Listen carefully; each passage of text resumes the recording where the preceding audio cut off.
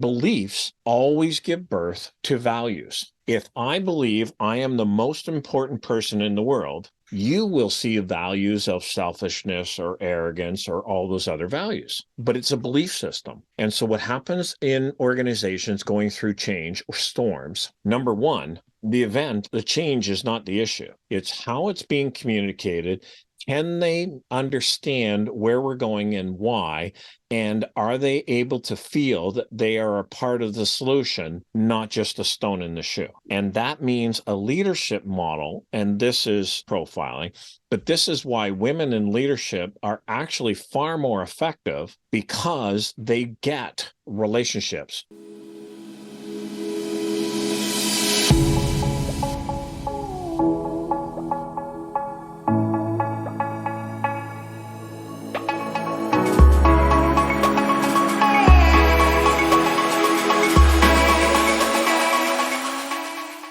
Welcome back to the Bombshell Business Podcast. I'm your happy host, Amber Hurdle, and I am happy today because I get to geek out with my guest on a topic that you all know I absolutely love. Now, I don't have any key announcements today. There's really nothing to direct you to. So we're just going to dive right in. And I highly suggest that if you're not driving or on a treadmill, that you take notes on this episode, because I think there's some pretty transformational experiences and solutions that you're going to get from our guests today. So let me tell you about our workforce wellness expert and culture alignment specialist, John Robertson.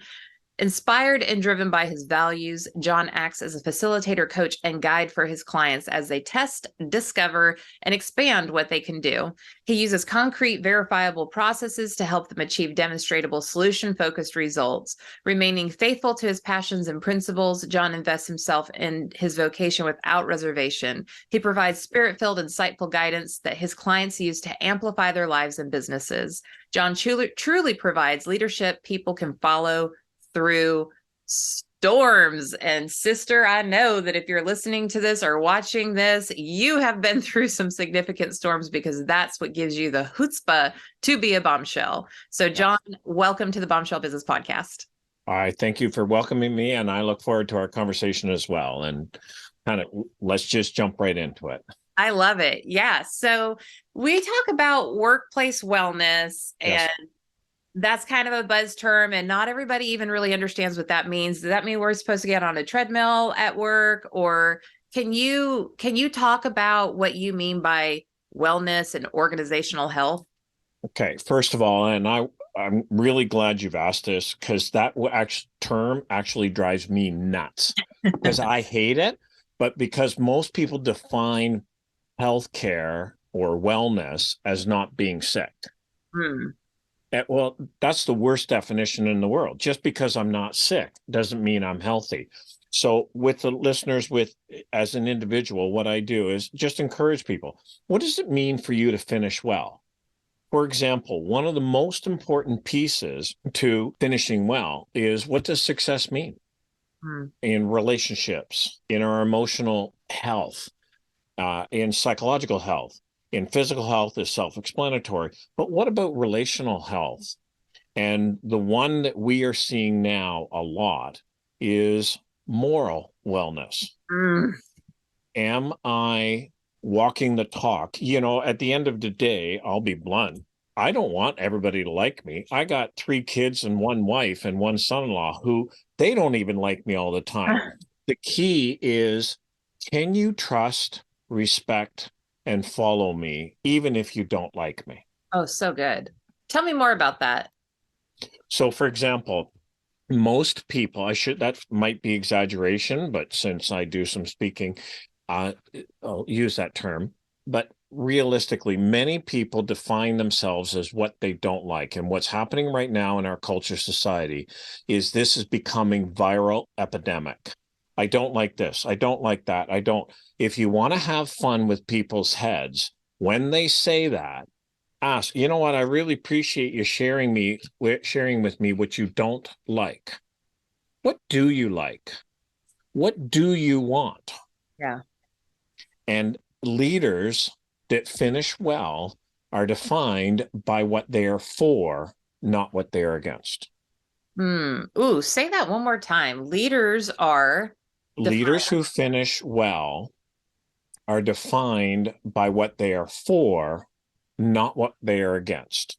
And by the way, that's actually one of the biggest things for making easy decisions. Not simple, but if I decide to define what I'm for, that means there are certain things I will say no to. And I lose zero sleep, zero energy over it because I'm not for those things. This is what I'm for.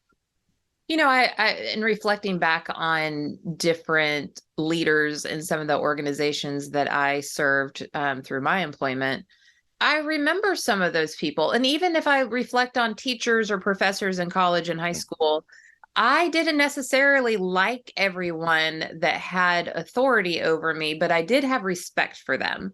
And Yeah. that's really all I needed. Like, I didn't necessarily like them. Like, I didn't want to go hang out with them, but I respected what they were able to accomplish. I saw that they were effective in their role. I knew that I could trust them to provide me with the tools and resources I needed to be successful. And at the end of the day, like, that's all I needed in that environment. And I don't know if that's like a personality thing that, like, I don't have to like you to be able to respect you, or if that's a learned behavior. Like, where does that come from?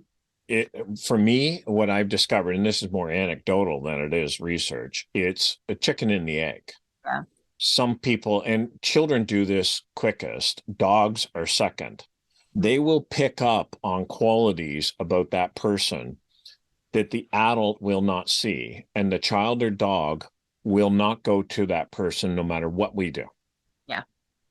And cats are easy because cats will go to people that don't like cats. So the model doesn't work with them, but dogs and Dog. children. Yeah.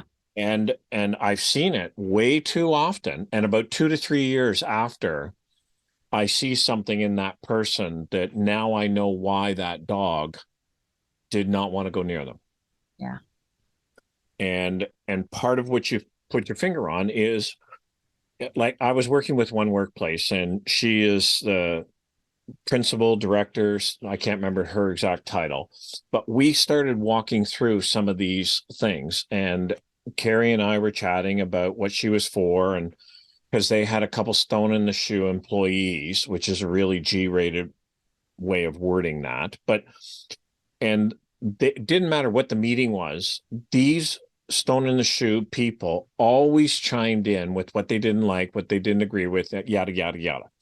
We started doing some of the work with this workplace, and I got an email from her last week to say, John, just as an FYI, after our work, we had our first positive, constructive, helpful staff meeting that we have had in the years I've been here. And even the stone in the shoe people were pointed out by others to either, she said they worded it nicer, but step up to the plate and get engaged, or maybe it's time for you to leave or retire. Yeah. And it was like, wow, is that, and who pays the price, right? It's not your poor leaders. It's the good leaders that'll pay the price for the stone in the shoe people. Right. Yeah. And then that's that toxic, um, just naysayer attitude of, Yep. it just can put such a wet blanket on any effort. Um, I've always had I don't want to call it a policy because I'm such a rule breaker. I don't know if I've ever existed in business with policies, but Yep. I've had an expectation of anyone who works with me, whether they're a direct report or they're, contributing or even a vendor, that I don't want to hear about problems. Don't come to me with problems. Come to me with solutions.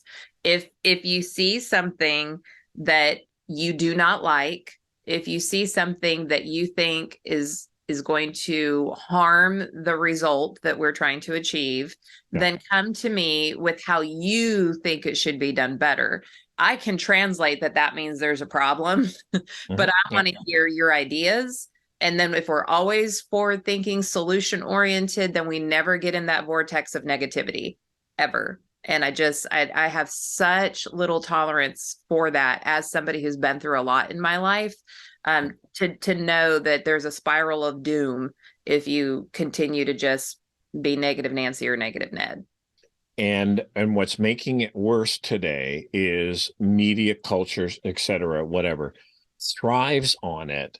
Mm-hmm. And it becomes, and I don't know if it's a word, but it becomes vulture-ish Uh-huh. because they're looking for more dead things to feed on. Mm. And what's starting to happen, and you and I were chatting a little bit about North American football. One Yeah. of the things that leaders have to do is build a huddle. And that is a group of leaders whose heads and hearts are together. They're talking about the play they want to run, but the rest of the world just sees their bums, because the minute you listen to the experts in the stands, because they know exactly what the people in the field should be doing, the minute we listen to those naysayers, the experts in the stands, we get our heads out of the game that we're meant to be playing on the field. And Sure. one of the biggest hurdles that happens, especially with leaders who have personalities, and I know that sometimes it gets profiled bias as a women or female in leadership. It's not as simple as that. Our daughter is an incredibly gifted leader. However, she doesn't, my grandma's expression was, she doesn't suffer fools gladly, which creates a whole other dynamic, because now all this baggage about, well, she's not much of a female, whatever that means. And when leaders define who and what they are for, it allows that stuff to be heard, like the teacher off of Charlie Brown, just the wah, wah, wah, wah, wah, because it doesn't matter. Mm-hmm. And then what comes out of that is each leader surrounding themselves with people who will encourage them to say, you know what, Amber, I saw this going on. I'm seeing this behavior. I'd like to offer this observation to say, I don't know if it's you. I don't know if it would work with you. However, the perception of what I'm seeing is the following. Here's an idea. Do with it what you want, hit delete. I don't care. But I just wanted to give you an observation. And that happens in that huddle from the people who are invested in your success. I call it friendly fire. Okay. Yeah, that's like, it's so important. And I would rather somebody who wears my jersey tell me that I've got spinach in my teeth than someone who I don't have any type of emotional connection with, any type of trust built up, because then you're like, you're not even sure, is this accurate? Like, I need to get additional data to see if this is even something I should worry about. But if somebody who knows me and is invested in my success tells me, honey, you got some spinach in your teeth that you might want to take a look at, I'm busted out a mirror right then and there because I can trust it. Absolutely. Yeah. So let's talk about, a lot of this negativity happens when there's change. And I do a lot of work in the M&A world. So businesses are either, quickly growing through acquiring other businesses, or they're about to be acquired, or they're in, a round of funding, and now they're, serving multiple masters. There's just a lot going on, and there's constant change that develops friction in an organization. Now we're really worried about workplace wellness, if you will.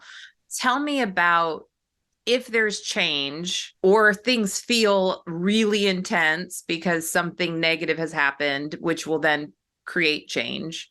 Mm-hmm. Where do we begin from there? You say that, like, the event is never the real crisis, or the change is not the crisis. What's going on that is the problem we need to pay attention to? So a couple pieces, and I'm going to go really high IQ for the listeners. If you do not know what a teeter-totter is, you will not follow my example. But the fulcrum, millennials and below, just check out for the next yeah, I'm not profiling, but anyways, squirrel. One of the things that happens is the fulcrum in a teeter-totter is how that is what I call the traditional crisis response.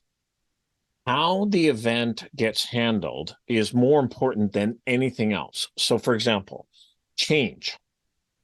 Many people get so focused on the task at hand, in many ways, they lower their head to try and move things forward. Communication goes the way of the dinosaur, and as a result, people are left with their perception of the lowered head driving things forward, which is a law of physics that says any object in motion gathers friction. It's just a law of physics. So if an organization is not gathering friction, well, we got a problem because it's not in motion. Yeah. But but the second part of that is, how is that message getting communicated? Mm. So one of the things that always happens to stressed people, as a human being, our brain does the fight, flight, freeze, appease. Some people are calling appease fawning, but call it whatever you want. What happens is, when we are in that stressed brain place, communication has to be dumbed down, simplified, because otherwise, I might know what M&A means. When I'm stressed, I have no idea what you just talked about. Yeah, and it's so funny because when you said that, I was like, I did not say what M&A is. It just rattled off my mouth. It's mergers and acquisitions. It's any company that is involved in either merging with another company or acquiring another company or being acquired by a company. So thank you for And Amber, I highlight that because one of the things that happens is, when we're not stressed, our brain is able to process, oh, I know what that meant. When we are stressed, the brain doesn't have that capability. It's a survival instinct in the human being. And so one of the things that this is my sweet spot. I love helping those organizations transform that response, because they end up spending money and time on programs and leadership and all these other things that have an ROI of less than a year. And so reframe that discussion, dumb the conversation down to say, here's what we're doing. And the most important part is, and why are we doing it? Because that's the value statement. Mm. And the number of people that you and I were chatting about, that man that that has some indigenous background. One of the reasons that I love some different cultures is we get to talk about beliefs. Yeah. And beliefs always give birth to values. If I believe I am the most important person in the world, you will see values of selfishness or arrogance or all those other values. But it's a belief system. And so what happens in organizations going through change or storms, number one, the change is not the issue. It's how it's being communicated. Can they understand where we're going and why? And are they able to feel that they are a part of the solution, not just a stone in the shoe? Mm-hmm. And that means a leadership model. And this is profiling, but this is why women in leadership are actually far more effective, because they get relationships, which, in a total aside moment, is why women do retirement far better than men do. Because when men retire, they lose their title. So therefore, who are you? Yeah. When women retire, they don't give a rip what title they retired with. It was all the other things that they defined themselves or evaluate themselves by. Mm. And leading through a storm, the relationship is number one imperative, and it cannot be defined by the leader. It has to be defined by the receiver, whatever you want, the recipient, whatever you want me to call that person on the other side of the fence. Because if I think, well, John and Amber had a great conversation. Yeah, we got a great relationship. And you hear, holy frig, that John just did not shut up. Like, he just went verbal diarrhea. We're not on the same page. Well, and that's, that is the challenge of communication, is that the message that I think I'm sending isn't always the message that the receiver is receiving. And so it doesn't so much matter what I think as much as it matters that I said it in a way that you can understand. And the way I teach that, Amber, is communication is never what's said, always what's heard. Mm. Yeah. And if when I'm doing the training on this in a joking way, I say, if you want to understand what I'm talking about, talk to a teenager when you're stressed because of the brain dead thing they just did. Yeah. And watch the look. Did you think about what might happen? And they will give you one. No. Yeah. Never crossed their mind. That's the communication piece when we are leading through crisis, change, or storms. Well, and John, we have definitely experienced some crisis and storms in recent years, and Yeah. it's not ending anytime soon. There's some businesses and some different verticals that really have been able to leverage the events of the past several years, whether it's through the pandemic or economic circumstances or even the social injustice issues that we have really had to contend with. And they've been able to use that as an opportunity for growth. Like with the pandemic, hotels shut down. Yeah. And that was a huge struggle, and they had to lay off their teams. Meanwhile, the vacation rental space grew exponentially, had the most funding from private equity firms and history ever. And so, it was just kind of like a tale of two different hospitality worlds and in the industry. So when we're thinking about crisis or extreme change that might create some crisis, how can we reframe that as an opportunity and not just fall down and let it happen to us? Okay. And I can't give credit where it's due, but if we go to the Greek of crisis, it's actually spelt with a K. So crisis, and it has four elements. Number one, or the first three are the most obvious: unexpected, threat to oneself or well-being, threat to goals. But it's the fourth definition that's the key. That fourth definition of crisis is that point where the current or the status quo is no longer sustainable. Sounds like my life for the past couple of years, John. But We it's have a true whole other episode. well, and yeah, and I mean, how many of us, and I mean, people were smoking for more than medicinal purposes because they got into thinking that when things go back to normal, Yeah. normal died. It's not even on life support. Yeah. So therefore, what does the new norm look like? And that requires proactive, not reactive. And that's another point that I would love to encourage your listeners to be thinking about. What would or what will things look like when we get through this transformation, this change, this storm, this crisis, whatever you want to call that fulcrum point? Because in North America, we have to have an end zone that we're trying to put the ball into. Mm-hmm. And whether it be as an individual leader, whether it be as a leadership team, organizationally, and I'm not talking about the branding, the vision, and the mission, and all those other things. I'm talking about what's an end zone that I want to, switching analogies, I want to row towards, even when I'm hitting rapids or waterfalls or some of those other obstacles. Mm-hmm. Yeah. Yeah, because if you have that common goal, it's like it's something people can rally around a destination. I joke, I don't joke, I'm sorry. I talk about it like a road trip.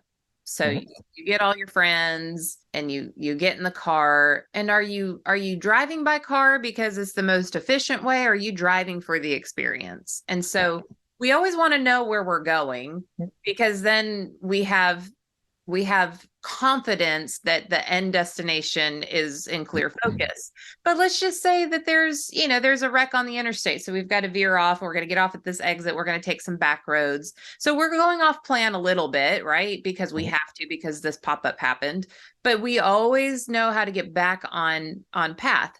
Or it might be that we're like, that looks interesting. Let's veer off just to experience this and see if we want to take that experience and use it moving forward, but we're still have the goal in mind. So it doesn't matter who's in the car. It doesn't matter why you got off track.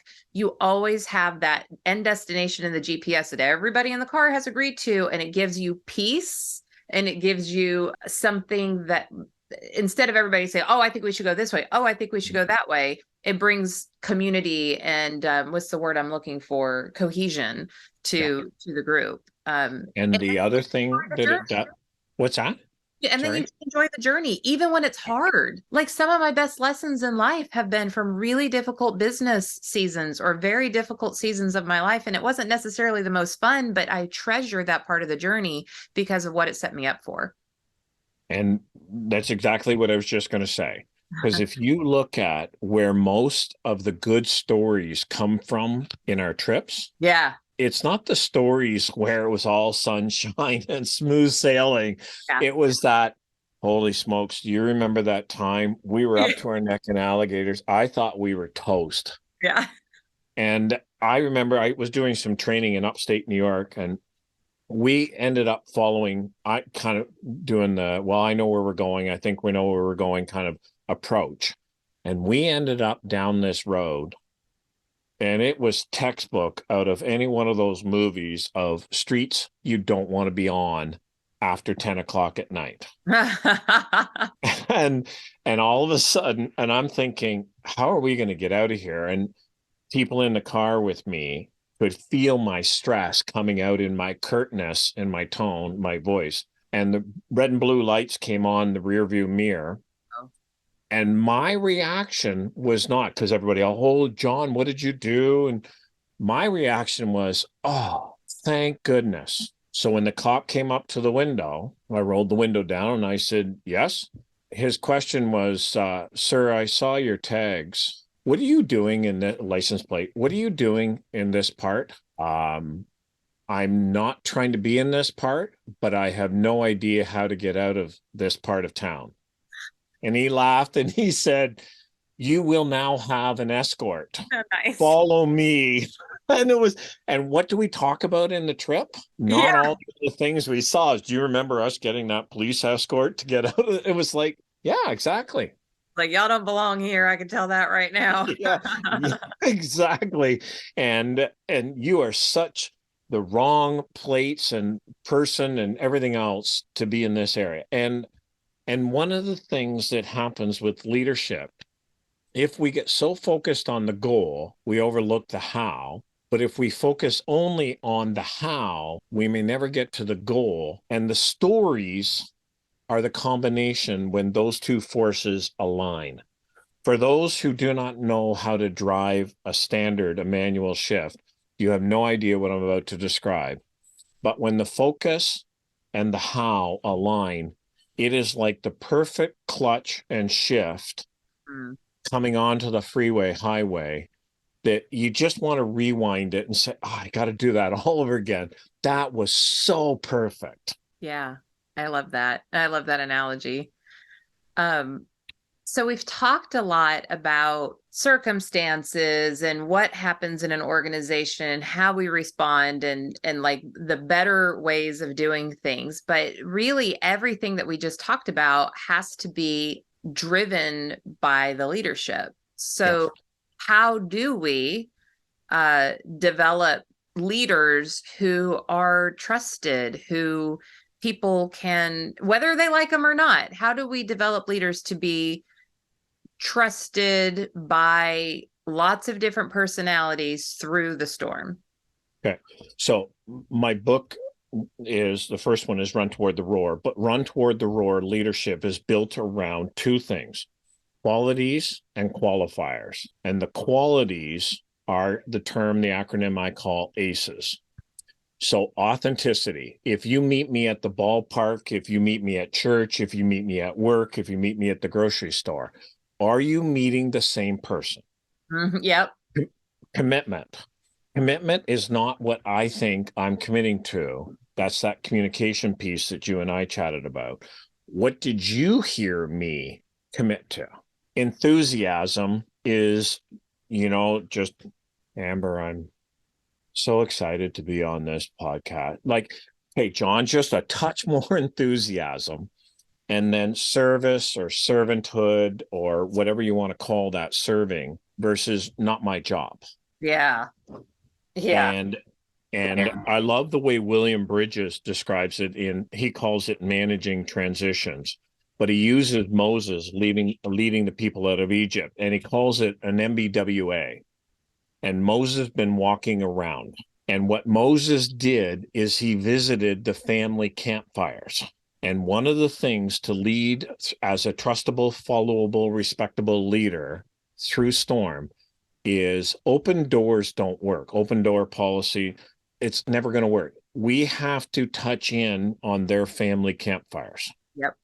but it has to be modeled by those qualities of authenticity, of commitment, of enthusiasm, and a willingness to serve. Oh, listen, don't worry about that. I got it. Not a big deal. And, honor the most important people in the company, in the organization. By the way, those aren't the ones with the titles. It's the ones that people listen to, and the admin custodial types, because they know who everybody is, they know what's going on. And the result of that is we're getting an accurate pulse of the organization.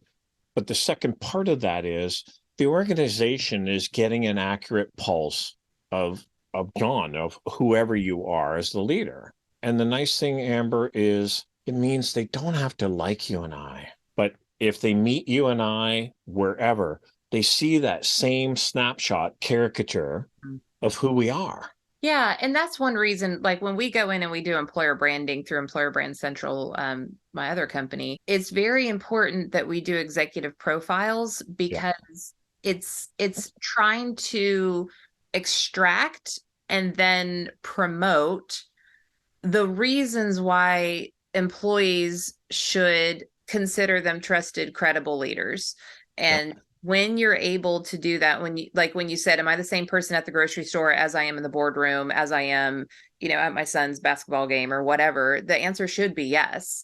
That's not to say that you won't show up a little bit differently, or maybe your communication style might be a little bit different, but by and large, who you are and the value that you bring to the table should be pretty consistent. And I think, what I'm hearing you say is that establishing that trust, going back to, I don't need you to like me, I just need you to respect me. That's the winning formula.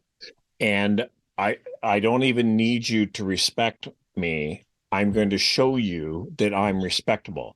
What you choose to do with that is beyond my control. So good, John. Say it again for the people in the back. Don't we take so much ownership of how other people receive us and experience us, and that's not on us. And you know what? Here's what I said I was going to do. Here's what I said what I'm for. Here's my focus. What part of what I am doing does not reflect that? Yeah. That's one of my personal qualifiers of who I allow into my personal life is words and actions have to align. If they don't, bye-bye. I have no space for that. I'm way too busy. I like myself too much to invite having to try to guess about somebody's character. And I think that as a leader, if your words and your actions align, then you can confidently leave it up to other people to decide what they think about you. And you can lay your head down at night and know you've done everything that you need to do to be an effective leader. And I want to pick up on a word that people are throwing around today that you just mentioned, character. Mm-hmm. And I actually play with people's heads doing this because character can be spelled A-C-T-E-R. There's like C-H-A-R-A-C-T-E-R. Play with people's heads and spell it A-C-T-O-R. Okay. An actor is what a person is on stage. Ooh. An actor, ER, is what we are in the dark when nobody's watching. Yeah. So, whew, that's good. And so if I want you to trust, to be trustable, to be respectable, my ER must match my OR. Yeah, that's it. That's the ticket. That is it. And the other part of that, obviously, is when people are in stressed or in crisis, they're not broken. We don't fix them. I mean, I don't know. I'm sure, because I'm going to take a guess that you're over 21. But one of the things that happens is we've all had those people try and fix us. And it's like, whoa, way, way over the line. Here's 2 quarters. Go call somebody who cares. And one of the things that we have to remember is that when people are going through crisis, change, storms, there's nothing to fix. They're not broken. Right. Let them vent. Let them barf out what they're really thinking and feeling, because that will actually help them get their head back in the game. For sure. And they need to feel heard Yeah. and understood and seen. Uh, if there's anything that I believe with every ounce of me is that each of us truly want to be seen for who we are, not who what you're projecting on me or what you're assuming about me or what so and so said about me. Like, not everybody understands how to get all of that out and to be able to express that through word or deed. But we want it so badly to be seen and accepted for who we are. And I think that just everything that you've talked about so far honors an environment where that is the expectation. Well, it's the only one that works, because if we don't have that, we end up in an environment that will drain our battery. Sure. To go back to where we started, that wellness will not happen and that we will not finish well. And I just want to share on a personal example, because I want to honor your time. Part of a hockey team, one of our sons did very well in hockey. And so he was kept playing up levels. And we got to a point where, no, you're not playing up to the next level because we like these parents. And if I'm spending this much time in the stands, just like a workplace, I am not going to spend it with unhealthy, toxic people. And there was two parents. One was the goalie's mom, and she was always, well, the son's name is William, but everybody called him Will.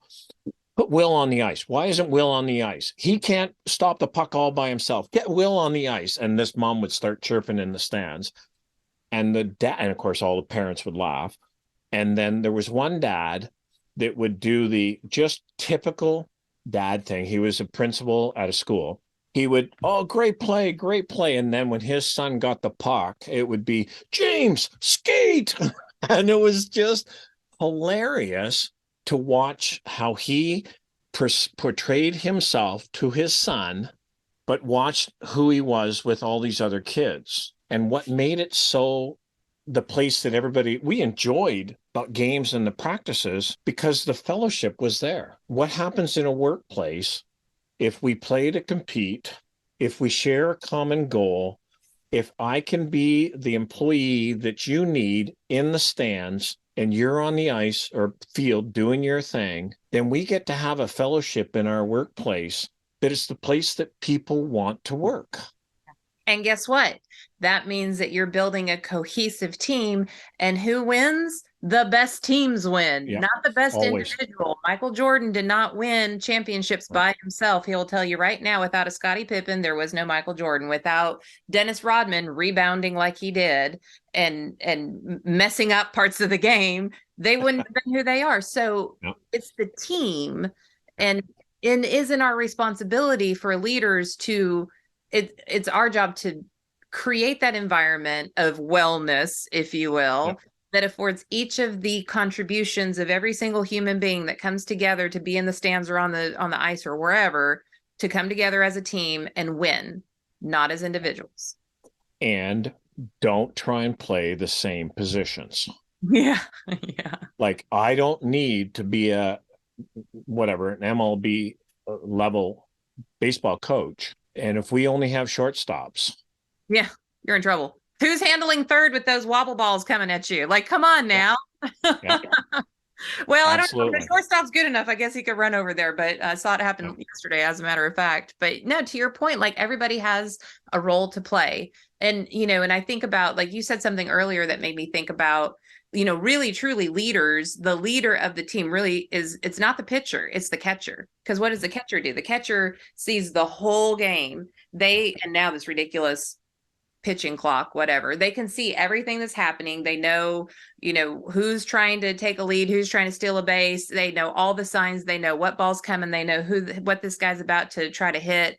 They know everything.